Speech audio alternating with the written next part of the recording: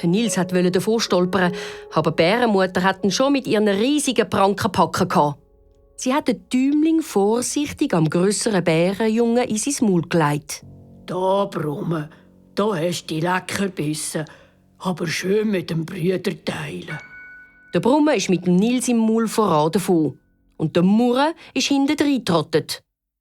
Den ganzen Tag haben sie sich um den Nils gerauft, ihn über den Boden geschleift, haben ihr Brüllen geübt und sich vor Lachen fast gekugelt. Wo sie am Abend im Schlaflager angekommen sind, haben sie kurz untereinander den Blick gewechselt und dann zu der Bärenmutter gesagt: «Mami, wir wollen den Knirps nicht essen. Wir wollen noch ein bisschen mit ihm spielen. Er ist so lustig.» Gut, aber schaut, dass er uns nicht abhaut, hat die Bärenmutter brummelt. Die Bärenkinder haben den Nils zu sich ins Schlaflager genommen. Sie haben ihn in ihre Mitte gelegt und der Murre hat seine Pranken auf den Nils geschoben, sodass er sich gar nicht mehr bewegen konnte. «Ich muss heute Nacht kommen», hat der Nils geplant. Aber eingelullt von der Wärme, vom Murren und vom Brummen ist er schon bald in einen tiefen Schlaf gesunken. Ein kratziges Gebrüll und schwere Schritte haben den Nils aus dem Schlaf schrecken lassen. «Ich schmecke Menschenfleisch», hat jemand poltert. «Der Bärenvater.» hat der Nils verschrocken geflüstert und ist noch weiter unter dem Murren seine Pranken gekrochen. Der Bärenvater war riesig, mit schweren Pranken und furchterregenden Zähnen.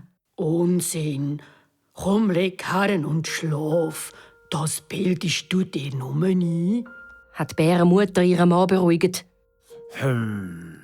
Hat der Bärenvater misstrauisch brummt und hat sich angelegt. «Uff!» Am Nils ist ein Stein vom Herzen gefallen. Er hat probiert, wieder einzuschlafen. Aber ein Bärenhaar hat ihn so fest in der Nase gekützelt, dass er laut nüssen musste. Der Bärenvater ist natürlich sofort aufgewacht, hat wild umeinander geschnüffelt und ist zu seinen Kindern übergestampft. «Aha», hat er gerufen, als er den Nils entdeckt hat. Lass den Bub in Ruhe. Das ist der Kind ihres Lieblingsspielzeug, hat die Bärenmutter geschumpfen. «Misch dich nicht ein.» Der Bärenvater hat den Winzling in seine Pranken genommen. Der Nils hat nichts anderes gewusst, als seine einzige Waffe zu zücken. Psst, hat er eins von seinen Zündhölzchen angezündet und am Bär direkt ins Maul gerührt.